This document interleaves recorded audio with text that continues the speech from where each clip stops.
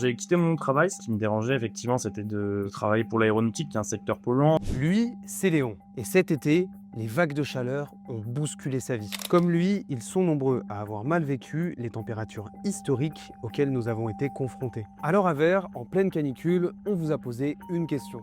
Qu'est-ce que cet été infernal a changé de votre vision de l'avenir? Vous avez été des centaines à nous répondre, à nous confier vos doutes et vos décisions lourdes de conséquences suite à ces épisodes. Alors aujourd'hui, on vous partage le témoignage de certaines et certains d'entre vous. Quand j'ai quitté mon travail, ça n'a pas été une décision facile à prendre. En mai dernier, j'avais signé un CDI chez un sous-traitant d'Airbus à Toulouse. Ce qui me dérangeait effectivement, c'était de travailler pour l'aéronautique, qui est un secteur polluant. C'était cette dissonance entre mes aspirations et ce que je faisais réellement. Je ne vais plus faire de compromis entre ce dont j'ai besoin, à savoir servir à quelque chose dans la lutte contre les règlements climatiques. Pendant les canicules, ma femme a commencé à chercher un poste en Bretagne. Elle a obtenu le poste et on va déménager là-bas début 2027. C'était très difficile de vivre la chaleur, mais je pense que le plus difficile, c'était aussi d'anticiper un petit peu les prochaines années et de se dire que ce qu'on vivait là, c'était un peu un avant-goût de ce qu'on nous prédit depuis des années. Pour moi, c'était vraiment faire le deuil de quelque chose. Je me suis dit, fondamentalement, je ne sais pas si je suis capable de supporter un autre été à Paris. Cet été a aussi chamboulé des projets de famille.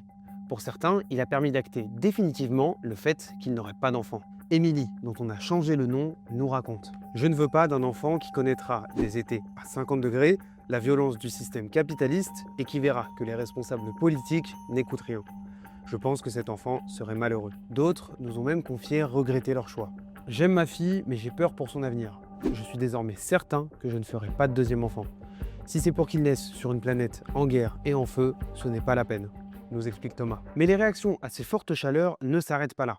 Et pour beaucoup d'entre vous, il reste des raisons d'espérer. Chez certaines personnes, ces canicules ont provoqué de la tristesse, certes, de la colère aussi, mais par-dessus tout, l'envie d'en faire quelque chose. J'ai pas envie que mon engagement il s'arrête à un déménagement. J'ai envie vraiment de m'investir dans une communauté locale, de vraiment faire des projets écologiques dans ma nouvelle région, de rejoindre des associations, tout ça. On ne peut pas juste faire des petits gestes dans notre coin, il faut s'organiser collectivement. Je veux me politiser, faire partie de groupes d'action. Ces vagues de chaleur vont me faire passer le pas. Ne perdez pas espoir, c'est pas encore fini. On a encore une marge de manœuvre. À Vert non plus, on ne perd pas espoir et on continuera de se battre tous les jours pour mettre l'écologie à la une. Alors si vous souhaitez faire de même, vous pouvez nous soutenir en nous faisant un don. Et n'hésitez pas à lire les articles de notre série 2026, l'été de la bascule, disponible gratuitement sur notre site internet.